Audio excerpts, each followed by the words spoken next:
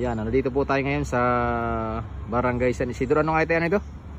Anong sitio ano? Sitio Manggalas. Dati, Manggalas. ngayon ay Sentro E na. Ay, Sentro B. Sentro B B na sa kasalukuyan. Ito ay nung mag-evacuation center 1978. Bumaba dito ang marami nasa looban na buhat sa sitio ng Binaliw. Ngayon, nung marami na ditong bahayan, dito na tumira sila, nakabili ng lote at nagkatayo na rin dito ng kiskisan o gilingan ng palay. At itong lugar ito ng Panangkuiba talagang malalim. Malalim yan, dating maliit lang ng butas. May mga meron ng ano diyan, isang taong may aso na humabol ng bayawak, pumasok sa loob. Sa loob po niyan? Oo, sa loob. Hindi na nakabalik ang aso. Ibig sabihin malalim? Inaano namin na talagang malalim. Oo, ito'y malalim. Ngayon, ang ginawa ng mga nanirahan dito,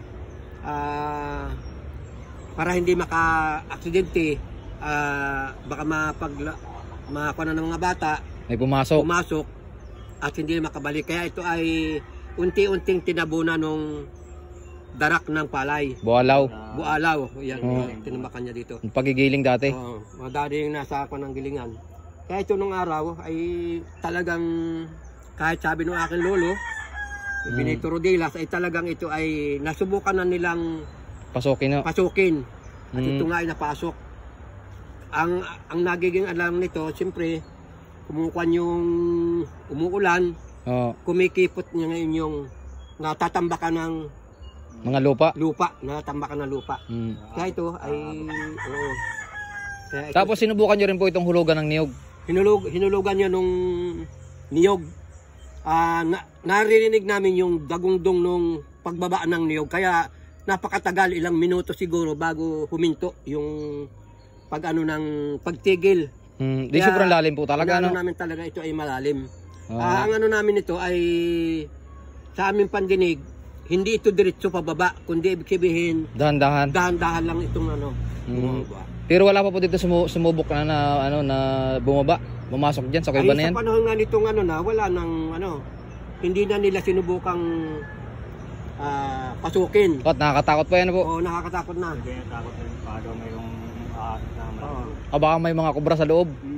Pero dati mayroon daw sana may papasok sana diyan, dito pa lang daw sa bungad, may mga ibon na daw na nalipad. May mga kabag na. Kabag. Paniki kung tawagin ay paniki. Kabag.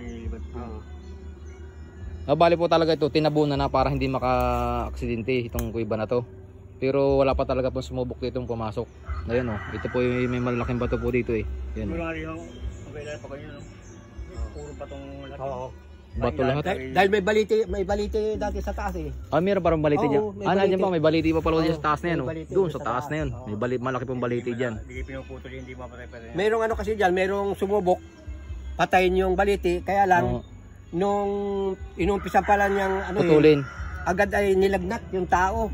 Kaya sabi nga nila, maring ito ay merong hiwaga. May hiwaga na nag-aalaga nitong kuweba. Kaya tinigil na yung pagpuputol, yung pagpatay ng baliti. Tabi-tabi po. Lang po ay kami po ay nag-ano lang at para malaman ito, baka po mayroong makatuklas kung ano po ba sadyang nito na dito sa ito. Nasa kuweba na ito. Ares Pundibida, isa sa apo nung nagmamay-ari dati nagmamay-ari ng lupang ito, si Domingo Malabana. Ayan po may-ari nitong lupa natin ito. Yung kanyang lolo. Ito po pala, pinuntahan na, pumunta na po pala dito sila kapitan para tingnan po itong kuiba na ito.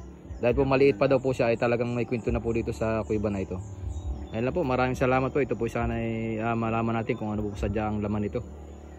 Pero kung papayag po siguro, papaalam siguro sa DNR kung anong gagawin, kung may gustong malaman kung anong loob nito. Hanggang sa matuklasan kung ano man ang ng loob na ito. Nakakatakot pa dito pumasok ay. Ayan po, may harang na po ito para baka nga po sabi nga po maiwasan ng aksidente. Yun lang po.